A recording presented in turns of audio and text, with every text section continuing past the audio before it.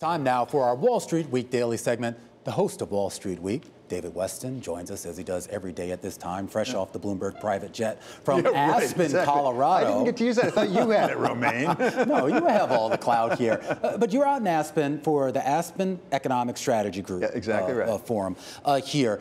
Kind of explain to us exactly what that is and some of the folks that you spoke to. Well, it was fascinating. I had not been there before. We did an interview of people out there last year, but I hadn't been there before. And it's a group of economists, first and foremost, but also a lot of government officials, Fed officials, as well as present and former business executive who get together. There are a lot of substantive papers presented to talk about various long-term issues that the nation is facing in the economy, in the financial world. And they get together and they talk about these papers and talk about what could be done about it. And we talked actually with the man who really was responsible for creating this 6 years ago. He's Bob Steele. He's now Perella Weinberg vice chair.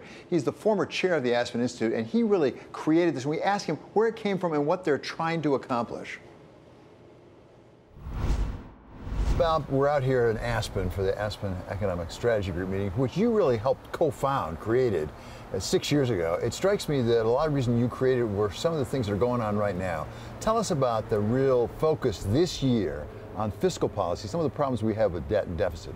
Well, let me set the stage and then I'll go into your question. I think if you look back to the Aspen Institute, started in 1949, the whole goal was to, post the Second World War, was to focus on important issues. And the Institute had a history of doing that. And 6 or 7 years ago, we decided that economic issues required that same focus. And originally, Walter Isaacson had the idea, and the original founders were Hank Paulson and Erskine Bowles. Tim Geithner's now subbed in for Erskine, and Melissa Kearney provides great support. So here we are today, and as you said, incredibly timely. We're focused on important issues, fiscal issues, trade, balance, demographics. All the key issues are being discussed by a group that I think is pretty special and has the right ingredients to really bring out good ideas. So Fitch Rating Agency surprised a lot of people by downgrading U.S. sovereign debt. At the same time, the Treasury said they're going to have to borrow some more money, illustrating some of the issues for Fitch. Putting aside for a moment the downgrade in and of itself, what are the larger contexts of the problems we have as a country building up that debt to such a high level? Well, you know, we've had trends that have been unattractive, but we've had these shocks, whether the global financial crisis, whether it's the pandemic, and all of the issues that were, in many cases, requiring more government support.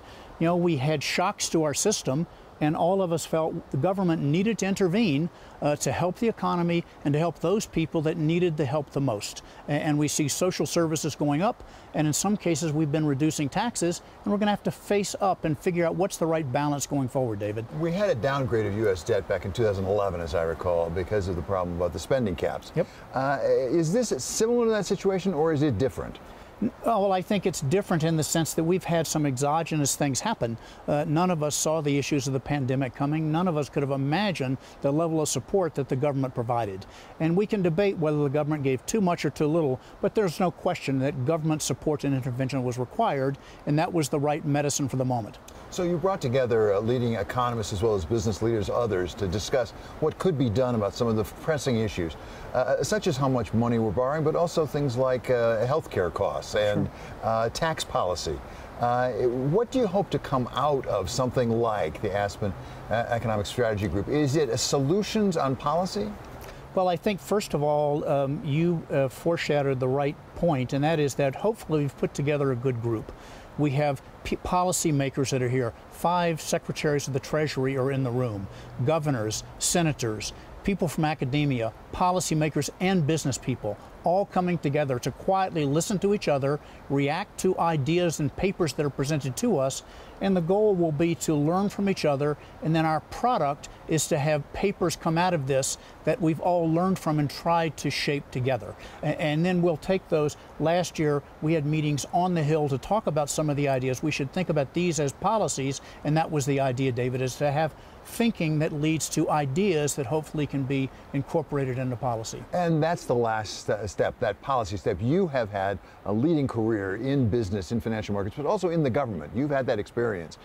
Is some of the problem here really getting to a political yes? It's not just figuring out the answer, it's actually getting the political institutions to accept the answer. Well, I think your perception is quite astute. You know, the policy, I think, in some ways is a little easier than the politics. But in the end, you have to bring them together, and we need good policy ideas that we can bring together and hopefully find a political path to have good policy put into place.